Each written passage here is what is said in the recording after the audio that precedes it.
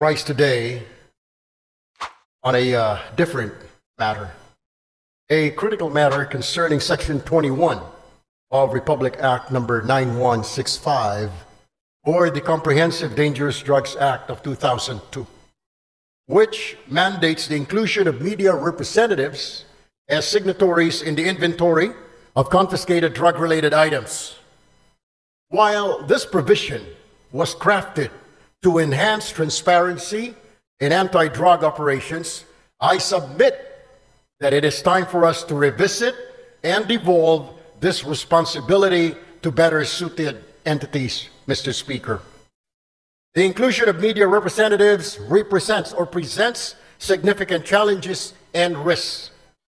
Media practitioners who are civilians are placed in potentially life-threatening situations when required to participate in such operations. Exposing them to these risks compromises not only their safety, but also that of their families, Mr. Speaker.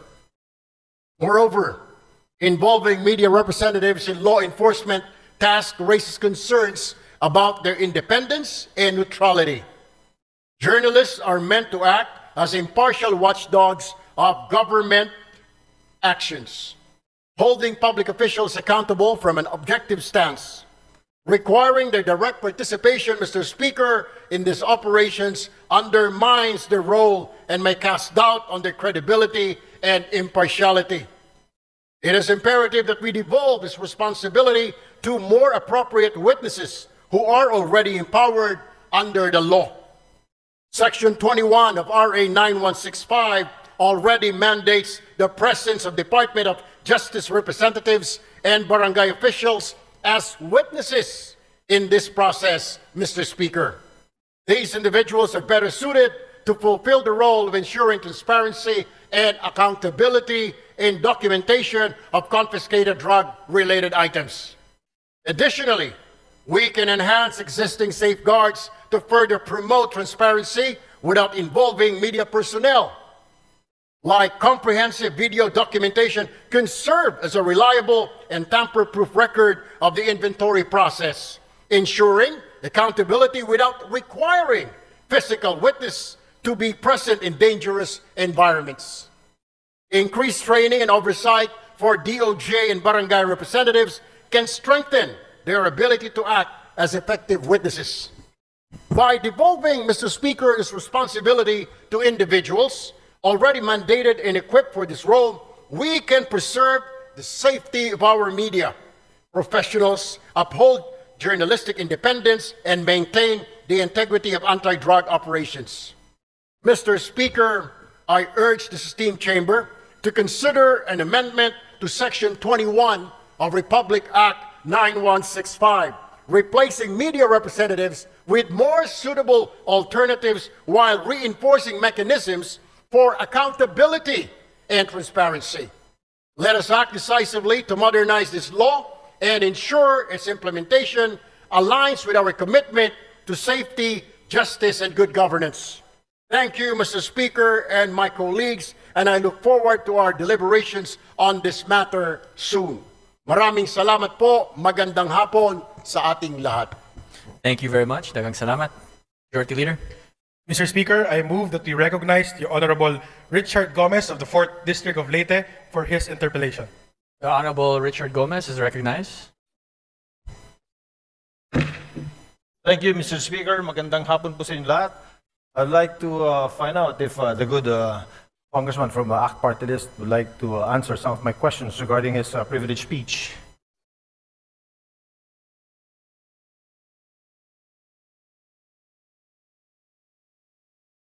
Sure, Mr. Speaker and my colleague. Thank you, Mr. Speaker.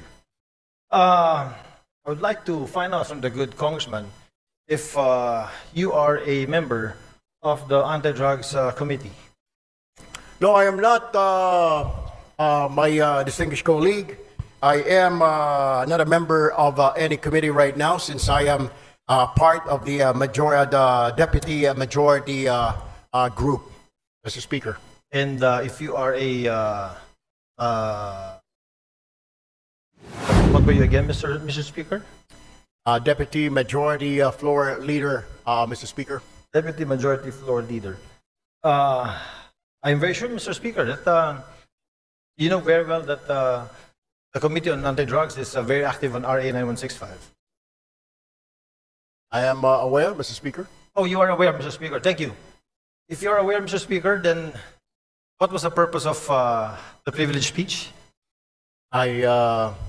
I don't know if my distinguished colleague was present when I was mentioning an amendment on Section 21 of RA 9165, particularly exempting the media from being signatories in drug-related operations, particularly on confiscated items, Mr. Speaker. All right. Thank you, Mr. Speaker. The reason why I wanted to ask the good gentleman is because, you know, RA 9165 was passed already in the last Congress. And during this Congress, it has also been amended. And in Section 21 of RA 9165, I don't know if the good gentleman is aware, the Deputy Majority Floor Leader is aware that the Section 21 has been taken up. Can you repeat that, Mr. Speaker? Tagalogin ko po. Aware po ba tayo na yung Section 21 po, ito po ay tinitake up po dun sa amendments natin sa RA 9165 in the committee. Kaya nga po, Mr. Speaker, kailangan natin balikan at bilis-bilisan po.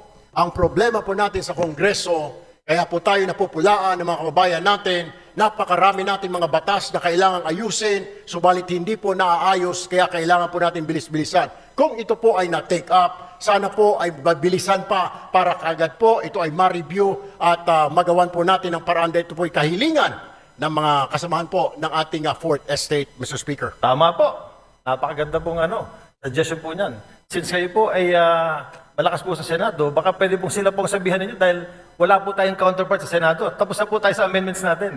At yung pong privilege speech niyo kanina, pagtanggal po ng media, personalities, pag dumarating ang inventory time, pag mayroong bypass, wala na po sa provision. Pagdating ho natin doon, Mr. Speaker, we will do that. But for now, we really have to look into this, maybe push on and convince our counterparts in the Senate to pass this law immediately. Matatagalan pa po tayo kasi dadaan pa po tayo ng eleksyon. Pag hinintay po natin na umabot kayo ng Senado, isang taon na naman po yun. Congratulations po at inamin nyo na talagang panalo na kayo sa Senado. I'm very happy that a colleague of ours will be in the Senate soon. Pero ibabalik ko lang po, Mr. Senator, na ito pong hinihiling ninyo na tanggalin natin or i-amend natin sa Provision 21 of RA 9165, matagal na po naming tinabaho ito sa aming komite at tinanggal po talaga po namin to. Ang tanging hiling namin, katulad din ng hinihiling ninyo, sana nga po mapabilis natin ito sa Senado dahil sa Senado po, hindi ko alam pero baka pwedeng kayo na po magsalita, baka pwedeng kayo na mag-privilege speech, pakisabi na bilis-bilisan po para itong hinihiling natin na ma-amend itong Section 21 ay matapos na. Alam niyo ho, I will just have to correct my colleague. Hindi pa po ako senador, Your Honor. Ako po ay isang mambabatas, ako po ay isang representative, hindi pa po ako senador. Do, tumatakbo po ako senador, nais ko lamang po linawin na ako po ay isang congressman. Correct. Ako po ay member ng AXIS Party List at hindi po ako senador. Baka ang inyo po ibig sabihin, yung aking po nakatatandang kaguya po, siya po yung senador. Pangalawa, kaya ako nga po pinapabilis-bilisan para marinig po tayo sa Senado. Nabilis-bilisan po nila dahil ito po ay hindi pa naman batas.